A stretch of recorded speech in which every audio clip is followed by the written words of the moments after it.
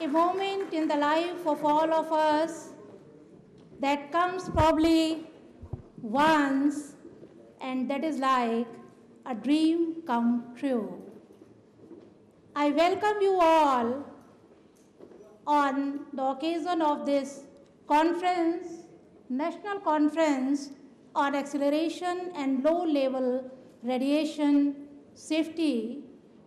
And without wasting any time, as is the custom, as is the rich cultural heritage of India, I request all the dignitaries on the dais kindly to proceed for lighting the lamp. That is a token of the worship of goddess Saraswati. ये हिंदुस्तान है और यहाँ की रिवायतें महफूज हैं आज भी, और इसीलिए अपने सम्मानीय मुख्य अतिथि महोदय और सभी अतिथियों से मेरा निवेदन कि वे दीप प्रज्वलन के लिए प्रस्थान करें। आप सभी से ये कहते हुए कि असतो मा सद्गमय तमसो मा ज्योतिर्गमय मृत्यो मा अमृतम गमय। दीप से जलना न सीखो, दीप से मुस्कान सीखो, सूर्य से ढलना न सीखो, सूर्य से उत्थान सीखो। सोचना है हम स्वयं इस चित्र में अंकित कहाँ हैं, राह चलना ही न सीखो, राह का निर्माण सीखो, राह चलना ही न सीखो, राह का निर्माण सीखो। एक नन्हा सा दीप जो घने अंधकार से लड़ने की सामर्थ्य रखता है और प्रतीक है हम सभी के जीवन में उस प्रकाश का जो हमें अज्ञानता से ज्ञान की ओर ले जाता है। नन्हा सा ये दीप जो आज प्रज्वलित होते हुए मानो हम सब से ये कह रहा है कि मत कहो आकाश में कोहरा घना है। अतिथि मंच तक लौटते हुए, and as it has been the tradition in India that Atithi Devo Bhav. First of all, I call upon the stage Ms. Monica Gupta to present a bouquet to our worthy chief guest of this event, Honorable Janab Kalam Saheb, the former President of India.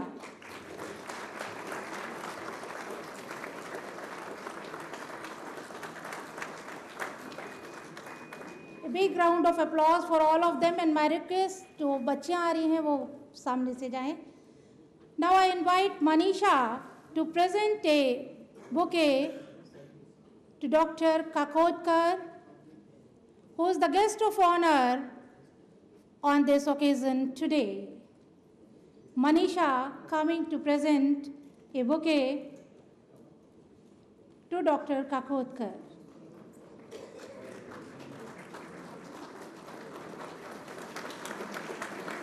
I invite Shaila Behel to come on the dais and to present this token of our respect and our love to Professor Thorat, the chairman of UGC,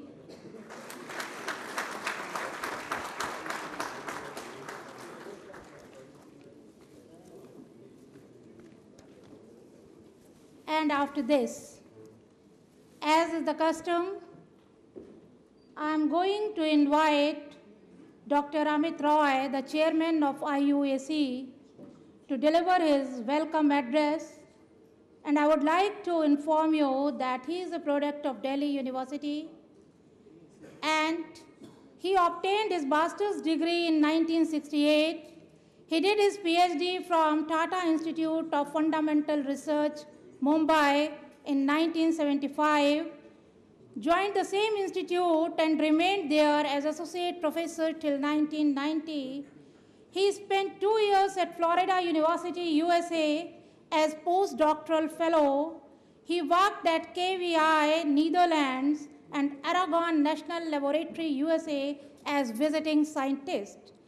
As a senior scientist, he joined IUAC in 1991, and at present, he is the director of the same since 2001. A fellow of the National Academy of Sciences, Currently, he is the president of Indian Cryogenetics Council, and his areas of interest are nuclear physics, accelerator physics, and atomic physics. And with this, मैं उनको आवाज़ दे रही हूँ ये कहते हुए that he should just introduce the theme of the conference as well, the concerns and challenges related to radiation and that are there before humanity and the role of the scientists in solving them. मैं उनसे ये कहना चाहूँगी कि दिल से जो आवाज़ निकलती है असर रखती है पर नहीं ताकतें परवाज़ मगर रखती है. Dr. Roy is going to be there before you for the welcome address. Honorable Dr. Kalam, Professor Thorat, Dr. Kakotkar, Dr. Sonkawade, many distinguished visitors, vice chancellors, directors of different laboratories who are gathered here, invited guests, delegates to this conference, members of the press and the electronic media, ladies and gentlemen. I have great pleasure to welcome you all to the National Conference on Accelerator and Low-Level Radiation Safety, being organized by the Inter-University Accelerator Center in this beautiful auditorium of the National Institute of Plant Genome Research. All of us are exposed to radiation every day of our lives from naturally occurring minerals within the earth, traces of radioactive elements within our bodies, and cosmic rays from the sun and stars. These sources are mostly unavoidable. In addition, there are man-made sources of radiation that we are exposed to in the form of medical X-rays, radioisotopes, and used in medical diagnosis. Today, nuclear radiations and radioactive materials are widely used for many applications in industry, agriculture, medicine, both diagnostic and therapeutic, non-destructive testing, and so on, apart from its use in electricity generation. Radiation workers necessarily get exposed to some levels of radiation. The radiation levels in reactors and subaccelerators could be at quite high levels, but the natural radiation that we are exposed to are usually low. There is still no final answer to what actually constitutes a safe level of radiation for human beings worldwide. But there are, of course, safe limits prescribed by regulatory bodies worldwide. In India, we have the Atomic Energy Regulatory Board who provide stringent radiation safety regulations and rules, which we follow. There has been a continuous development in the methods of monitoring these radiation sources, because our 5 senses are not able to recognize this source of radiation. So new sensitive detectors are available today, which makes the job of radiation monitoring safety easier. It is thus necessary to continue research on the radiation environment, its monitoring, and safety issues. So this conference, the genesis of this conference comes from this quest for finding out new ways of monitoring radiation and the safety issues associated with the radiation world. Our center organized a workshop in 2003, and then we had a workshop on accelerator environment radiation safety in 2004, followed by another one in 2007, a 2-day conference, and this is the next in series where we have a 3-day national conference on accelerator and low-level radiation safety. This present conference has brought many faculty members and students from universities, institutes, foreign laboratories, and one platform to share their research activities. Over the next 3 days, there will be 25 invited talks, 24 oral presentations, and 85 poster presentations. In this conference, we have participants from 50 universities, 60 colleges, and 29 institutes. The main accelerator phase, now I will ask your indulgence to show you a little bit of a background of our center, just about 5 minutes. I just go through a slideshow, just give the highlights, because since we are having this conference here in this auditorium, which is our neighboring institute, and of course I will expect that all of you will be able to have a chance to visit our center and see the laboratories, which is accessible to the entire university community. And we have today about 81 universities, the faculty and students from 81 universities, 52 colleges, and 58 laboratories all around India and abroad participating in the program, utilizing the facilities of our center. So I'll just beg your intelligence. This is the picture which you can see, the photograph of the center. as you enter. The tower houses the pelletron accelerator, which is shown here. Sorry. And then we have a main accelerator is a pelletron, which is a 15 million volt tandem accelerator. It accelerates ions from the entire periodic table except for a few noble elements, and then it goes and injects into a superconducting Linac booster, which is built mostly in-house, except for the accelerator structure, which we had a collaboration with the Argonne National Laboratory USA, through which we built these cavities. And now it's installed. We have already the first module through which we have accelerated ion beams is already shown in this picture.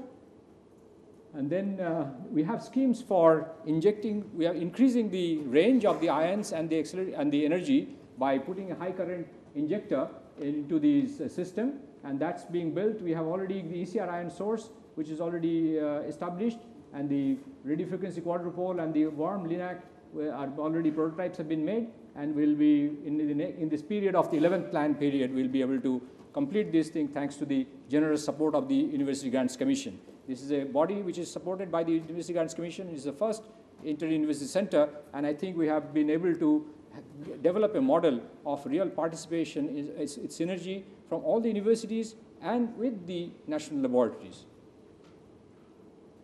This is the high current, the ECR source, which is a novel ECR source using high temperature superconductors, and this is the first of its type in the whole world. And we have, apart from this facility, we have also a low energy facility, ion beam facility, where you can do material science studies and atomic physics studies using the highly charged ions from few kilovolts to about a couple of MeV. And we have international collaborations. In fact, we have two collaborations with the Fermilab and the international community for the future accelerator development. We are making some niobium cavities for the future accelerators in collaboration with RRCAT, the Rajaramana Center for Advanced Technology at Indore, with the DAE laboratory. And in fact, in the morning, I was showing Dr. Kagodkar as one of the cavities which was just welded yesterday in our lab. The CAT scientist was also present, and we had this cavity welded. And this is the international collaboration. So we are participating in the foreign collaborations, and on now in this high technology area on equal footing.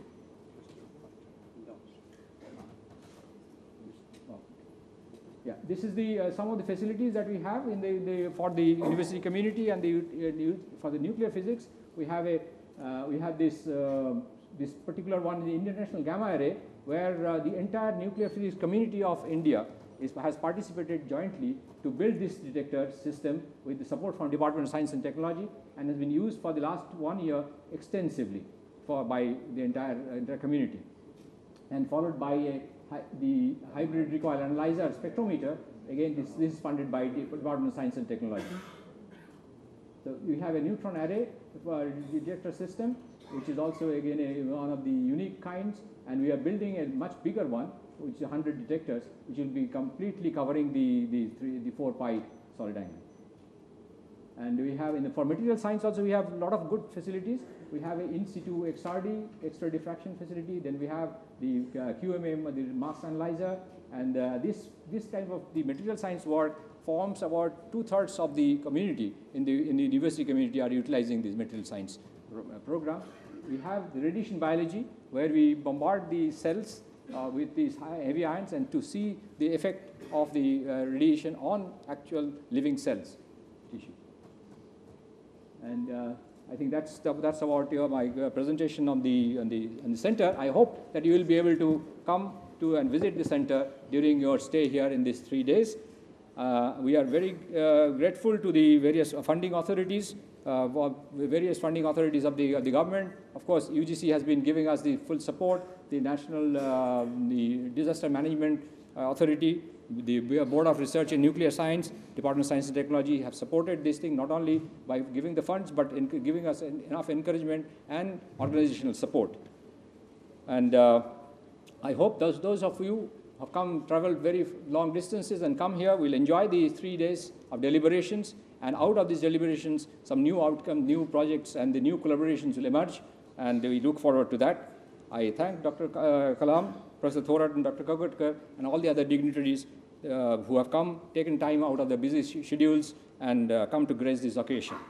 I thank all the delegates for coming to attend this conference. And now we have a learned scholar and an eminent scientist as our guest of honor. He is none other than Dr. Kakotkar, the Chairman, Atomic Energy Organization, Government of India. Though people of his stature need no introduction, but still I would like to tell you that Dr. Kakotkar joined the Bhabha Atomic Research Center, BARC, in 1964. He became the director of BARC in 1996 and took over as the Chairman, Atomic Energy Commission, and Secretary in the Government of India, Department of Atomic Energy in 2000. Dr. Kakotkar obtained his B degree from the Bombay University in 1963 and MSc in Experimental Stress Analysis from Nottingham University in 1969. He joined the Reactor Engineering Division of Atomic Energy Establishment, and now he has presented a lot many papers. He is a man who is recognized for his work, and his work in rehabilitation of Kalpakkam 1 and 2 and Rajasthan 1, all of which at one stage appear to be on the verge of being written off, are important examples of his engineering capability to solve difficult problems. We are certainly lucky to have him here as our guest of honor, and he seems to all of us a man who is all the time hitting, and he is on his way to gain more and more and more, and he is like जीवन वह है जिस जीवन की रुचि प्यासी है, बढ़ने वाला कर्मठ पग ही अविनाशी है, थकने वाले पाँव मंजिल ने कब चूमे हैं, कम हिम्मत रोते हैं मंजिल हिम्मत की दासी है. I invite Dr. Kakotkar for his address. Respected Dr. Kalam, Professor Thorat, Dr. Amit Roy, Dr. Sonkavade. There are several distinguished academicians, vice chancellors of different universities, participants to this, what I consider very important meeting, distinguished invitees and friends. Well, first of all, from that very liberal introduction, you would have noticed that I have very little to do with the subject matter of this conference. However, this is, of course, very important from point of view of the mandate and the programs of the Department of Atomic Energy. And so, it's a very important, a very valuable meeting, and in fact I have attended a very similar meeting organized by IUAC, and I think in this very hall.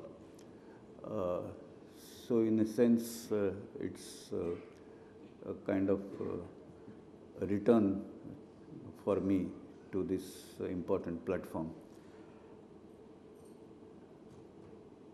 Ever since I got this invitation, I have been wondering what is low-level radiation safety. And this morning I have asked this question to at least half a dozen people. And of course, the straightforward meaning is we're talking about basically facilities where you deal with radiation, but that radiation is at a somewhat lower level. And so the entire radiation protection framework for such facilities is perhaps comes in the ambit of low-level radiation safety. And so I'm not going to get into this debate which Dr. Amit Roy, I think, triggered a little bit. There is, of course, there are people dealing with the basic subject of the radiation effects on living systems and more particularly human beings.